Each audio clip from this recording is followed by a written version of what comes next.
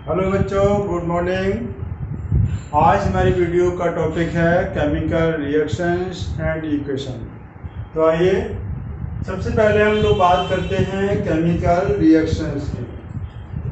बात करते हैं हम केमिकल रिएक्शन। केमिकल रिएक्शन को समझाने के लिए हम कुछ सिचुएशंस लेते हैं। फर्स्ट सिचुएशन हमने ली burning of paper. Burning of paper. Second situation हमने ली rusting of iron. Rusting of iron. एक और सिचुएशन ले लेते हैं हम लोग। थर्ड सिचुएशन हम ले लेते हैं milk is kept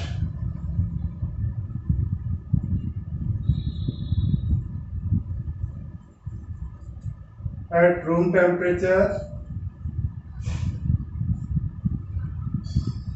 during summer. During हम ले लेते हैं समर।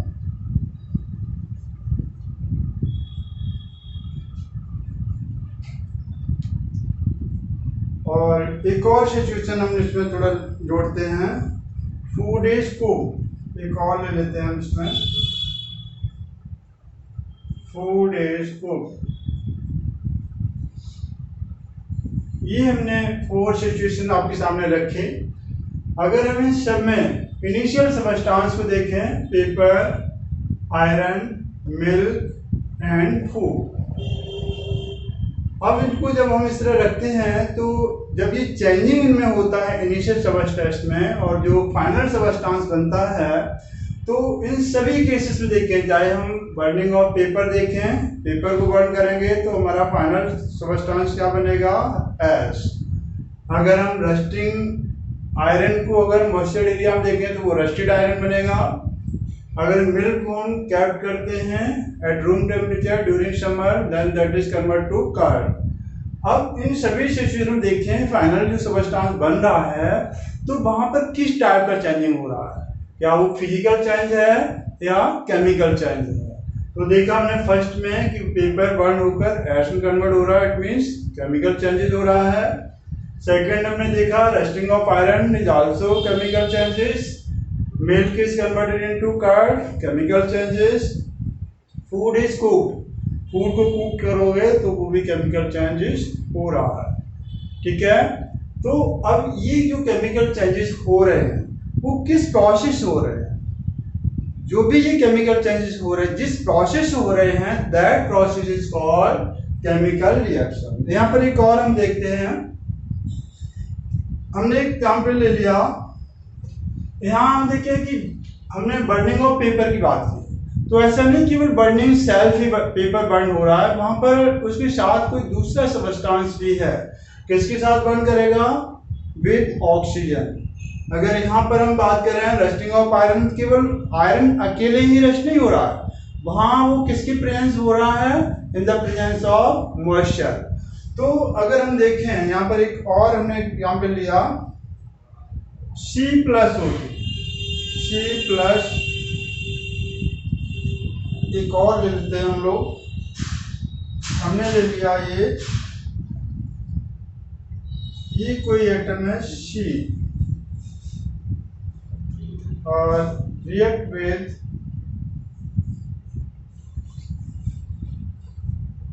ये दूसरा कोई सबस्टेंस है और ये आपस में कंबाइन किया इन्होंने और क्या फॉर्म किया, देखें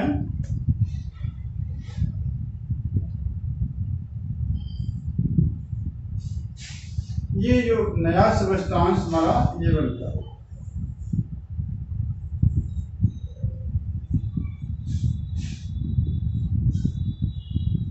ये हमारा ऑक्सीजन था और यहाँ पर जो बन रहा है वो CO2। अब इस सिचुएशन में देखें अगर हम कि carbon react with oxygen and form carbon dioxide. अब यहाँ पर देखिए जो कार्बन डाइऑक्साइड बन रहा है, न्यू सबस्टांस बन रहा है, तो इस न्यू सबस्टांस को अगर देखें तो इसकी जो प्रॉपर्टीज हैं, चाहे हम फिजिकल प्रॉपर्टीज बात करें, चाहे यहाँ केमिकल प्रॉपर्टीज की बात करें, that are differ from oxygen, that are also differ from carbon। तो यहाँ पर हमारा केमिकल चेंजेस क्या निकल के आया कि the process in which two or more substance combine to form new substance with new properties. यहाँ पर देखा हमने कार्बन और ऑक्सीजन को कंबाइन किया तो जो CO2 बन रहा है उस CO2 की प्रॉपर्टी ऑक्सीजन से भी डिफर है, उस CO2 की प्रॉपर्टी कार्बन से भी डिफर है। So this is the chemical reaction, means the process in which two or more substance combine to form new substance with new properties. Clear बच्चे? अब हम लोग बात करेंगे कि भाई हमने देखा कि जो केमिकल चेंजेस हो रहा है उसमें जिस प्रोसेस हो रहा है वो केमिकल रिएक्शन है। अब हमें कैसे पता लगेगा कि वहाँ केमिकल रिएक्शन हो रही है या नहीं हो रही है? How can you identify? तो उसके लिए हम कुछ फैक्टर्स की बात करेंगे। उन फैक्टर्स में से कोई एक फैक्टर से अपीयर आपको हो रहा है, then we can say chemical reaction is take place. कौन कौन से फैक्टर्स हैं देखिए।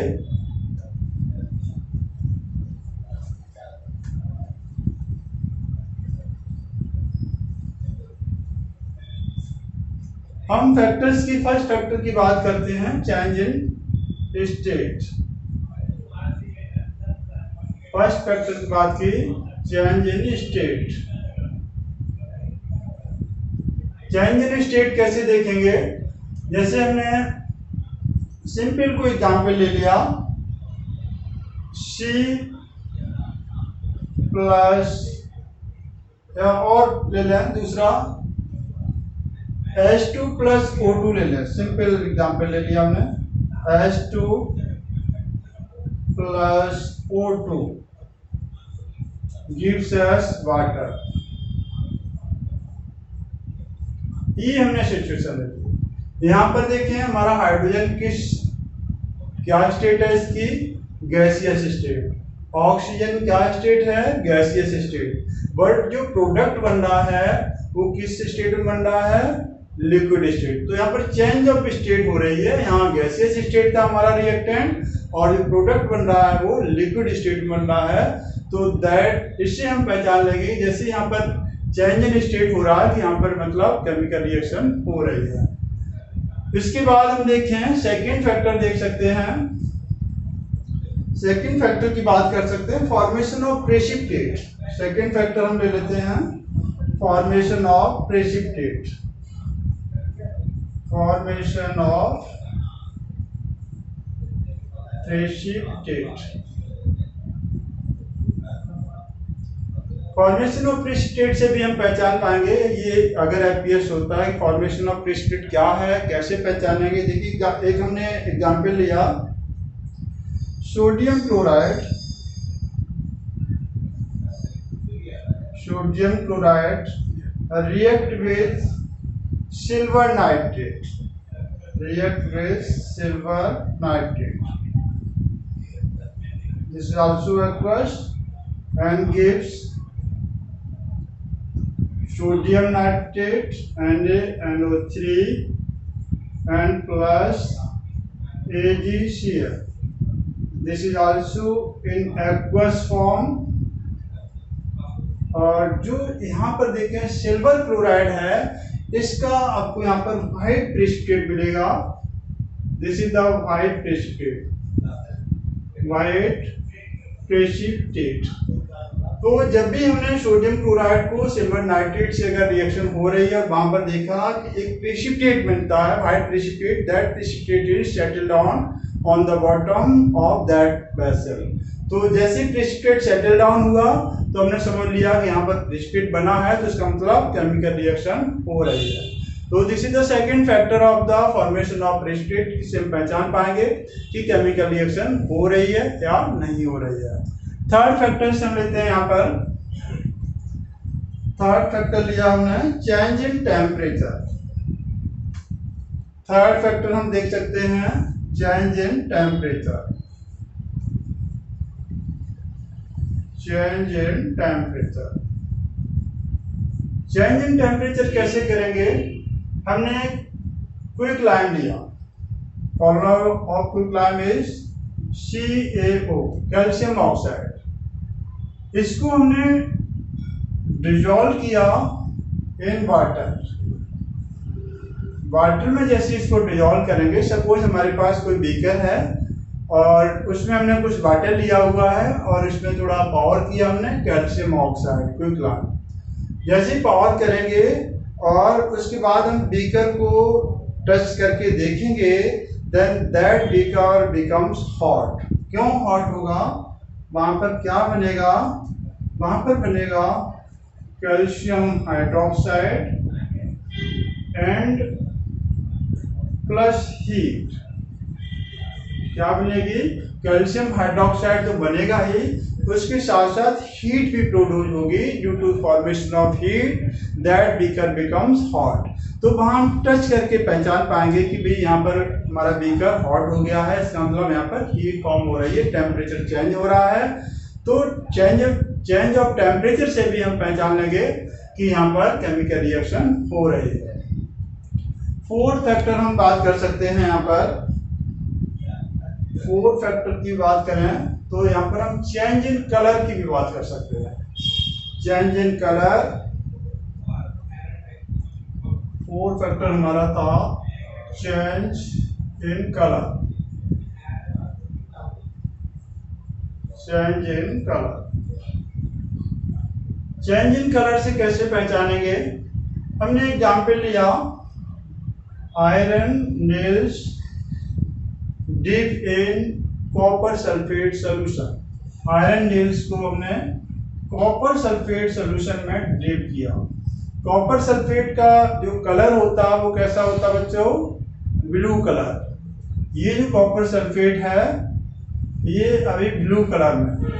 जैसे हमने इसमें आयरन नेल्स को इमर्स किया, डिप किया, then after some time we will observe the color of that solution becomes brownish। क्या बनेगा यहाँ पर? FeSO4 plus copper. अब यहाँ पर जो फेरस सल्फेट बन रहा है, FeSO4 बन रहा है, इसका कलर कैसा आपको मिलेगा? ब्राउनिश। कैसा पहले कलर था? ब्लू कलर था, अब कैसा कलर हो गया? ब्राउनिश। तो यहाँ पर कलर चेंज हो रहा है। इस कलर चेंज को भी देखकर हम पहचान पाएंगे कि वहां पर केमिकल रिएक्शन हो रही है। ये हमारा फोर्थ फैक्टर था। और लास्ट फिफ्थ फैक्टर हम ये भी बता सकते हैं, evolution of gas. Fifth factor हम बता सकते हैं एवोल्यूशन ऑफ गैस। ये भी हमारा एक फैक्टर है कि कैसे पहचानेंगे। देखिए हमने ले लिया sulphuric acid, dilute sulphuric acid. कभी कंसंट्रेट सल्फ्यूरिक एसिड नहीं कर लेंगे क्योंकि ये हमें हार्म कर सकता है। जब हम रिएक्शन कराते हैं तो बच्चों को हार्म कर सकता है, तो हमेशा हम यहाँ पर हम डाइल्यूट एसिड का यूज करते हैं। तो हमने ले लिया डाइल्यूट सल्फ्यूरिक एसिड H2SO4। इसमें हमने जिंक का एक पीस को इमर्स किया, टेस्ट ट्यूब में लिया हमने copper sulphuric acid, dilute sulphuric acid, उसमें एक पीस छोटा सा जिंक का डाला और जैसे जिंक को हम इसमें इमर्स करेंगे देन वी विल ऑब्जर्व कि उसमें से वहां से छोटी छोटी बबल्स फॉर्म होने लगेंगे। बबल्स फॉर्म हो रहे हैं, इसका मतलब वहां पर कोई गैस निकल रही है। अब कौन सी गैस निकल रही है बाद में बात करेंगे। अभी हमें ये देखेंगे कि वहां पर गैस एवोल्यूट हो रही है, तो वहां पर हम समझ लेंगे कि क्या हो रहा है, केमिकल रिएक्शन हो रहा है। और कौन सी गैस बनेगी इसके लिए देखो क्या करें कि हम कैसे पहचाने यहाँ पर हाइड्रोजन गैस ही फॉर्म हो रही है। तो जो गैस बन रही है उसके नियर हम कोई मैच स्टिक और बर्निंग कैंडल लाएंगे तो वो गैस जो वहाँ पर एवोल्यूट हो रही है तो वो पोप साउंड के साथ बर्न होना शुरू हो जाएगी। इससे हम पहचान पाएंगे कि वहाँ पर हाइड्रोजन गैस फॉर्म हो रही है। बट यहाँ पर हमें कोई पर्टिकुलर गैस की बात नहीं कर रहे हैं, हमें पता है कि वहाँ पर गैस कोई एवोल्यूशन हो रही है, तो हम समझ जाएंगे वहाँ पर कोई केमिकल रिएक्शन हो रही है। तो ये हमारे फैक्टर्स थे ताकि हम पहचान पाए कि वहां पर केमिकल रिएक्शन हो रही है। अब हम बात करेंगे केमिकल इक्वेशंस। ये हमारा केमिकल रिएक्शन था। अब हम बात करेंगे केमिकल इक्वेशन। केमिकल इक्वेशन, यहां पर हमने एक सेंटेंस की बात करें। हमने एक सेंटेंस लिया कि when magnesium remain burned with oxygen to form magnesium oxide। ये हमने कोई सेंटेंस राइट किया। मैग्नीशियम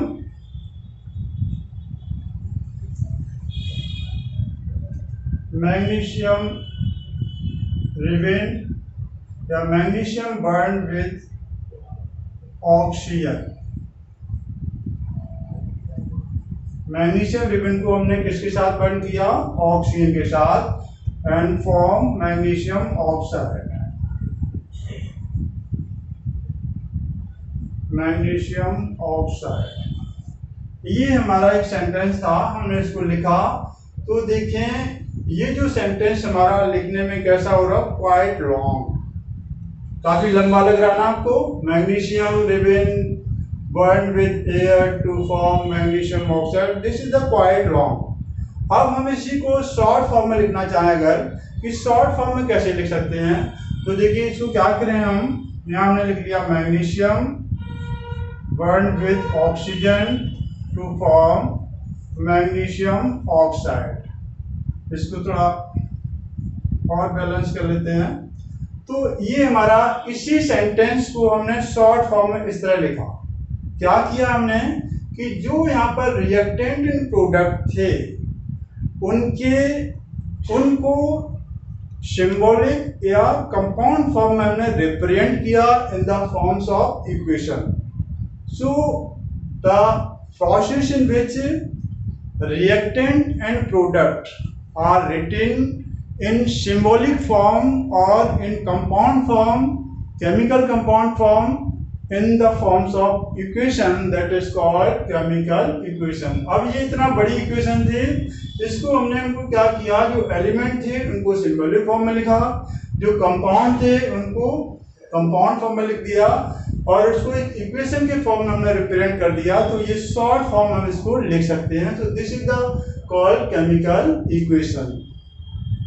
अब यहाँ पर आता है कि बैलेंस, ये केमिकल इक्वेशन बैलेंस है या नहीं, और नहीं है तो कैसे बैलेंस करेंगे। तो अब बात करते हैं हम बैलेंस केमिकल इक्वेशन की। हमने बात की बैलेंस केमिकल इक्वेशन।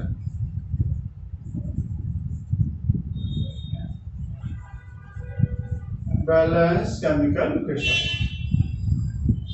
हमने एग्जाम्पल लिया, hydrogen react with nitrogen to form ammonia.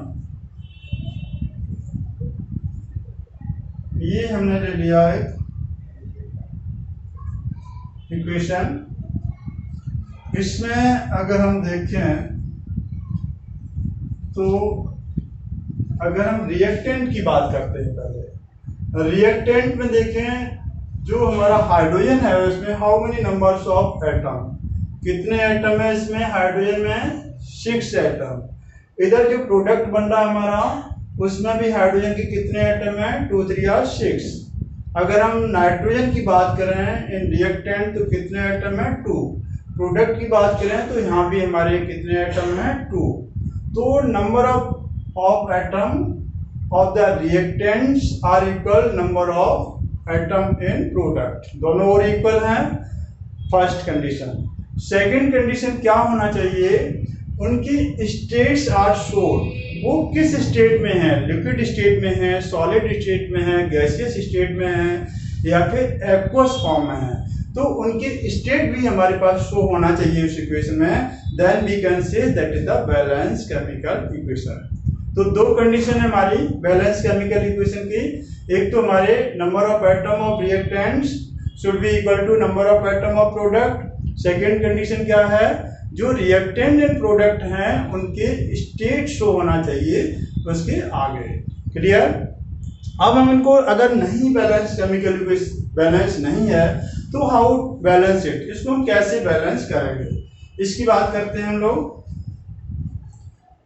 हमने ले लिया H2 plus O2 is equal two gives us water, ये हमने इक्वेशन ले ली। इसमें देखें ऑक्सीजन के कितने एटम है, 2, इधर 1 एटम है, हाइड्रोजन सेम है। तो अब हम यहाँ पर क्या करेंगे, कहाँ से हम स्टार्ट करें इसको बैलेंस करना।